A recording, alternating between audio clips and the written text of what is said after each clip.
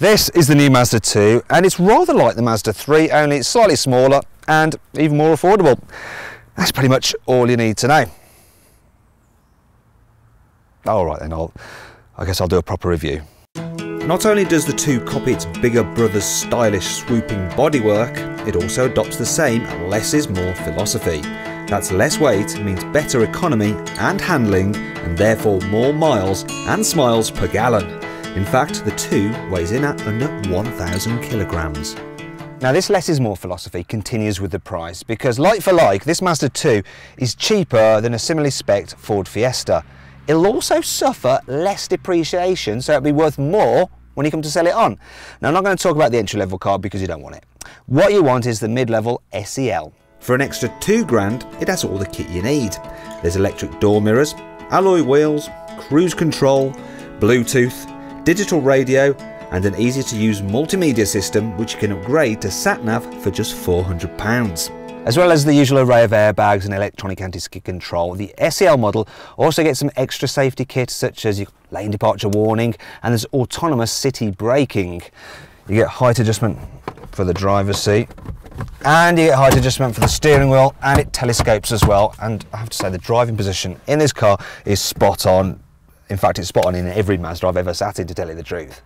Okay then, so what's life like for rear passengers? Well, I think these rear windows are quite small, so it can feel a bit dark back here, but other than that, you know, it's perfectly fine for a Super Mini. If I sit up straight, I have just about got enough headroom. 6-footers will probably be able to cope back here, and knee room, yeah, it's about par for the course for this class of car.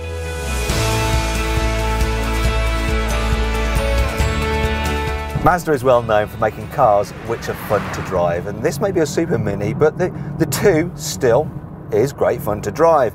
You've got really positive gear shift, you've got progressive brakes, and the chassis is just so well balanced, it's got loads of grip that you really can fling it down a B road and it will put a big smile on your face. Admittedly, the steering is not as nice as on a Ford Fiesta, but overall I think this car is right at the very top of the Super Mini class when it comes to, well, for having a laugh on a twisty road. It was the same story with the old Mazda 2, but this new one adds an extra layer of ride comfort and quietness over its predecessor, making it a much better car for longer journeys than ever before. You can get the Mazda 2 with 2 diesel engines. They both return over 83 miles per gallon and are free from road tax. There are 3 petrol choices, they're all 1.5 litre, and this one is the mid-level 90 horsepower version, and I think it's probably the pick of the range when you take into account its economy, performance and its price. Now speaking of economy, it's supposed to do around 63 miles per gallon. If I look at the trip computer, it says I'm doing 49 miles per gallon, which, yeah, it's not quite there, is it? But it's not too bad at all really for this kind of car. One of the things about this engine though is that it's naturally aspirated. In the cars that you get from Ford and Volkswagen, the Polo and the Fiesta, you can get turbocharged engines. Now the difference there is that if you want to accelerate and go quickly, and this car will do 0 to 60 in about just over 9 seconds, you do have to thrash the engine.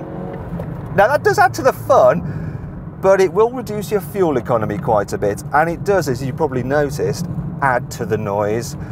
The bigger problem is when you're just cruising around. Now with the turbocharged cars from VW and Ford, you put your foot down and they respond. You can feel them pick up quite seamlessly. This one though, so I'm cruising along about 40, let's put it in 40, I put my foot down, yeah, nothing's happened.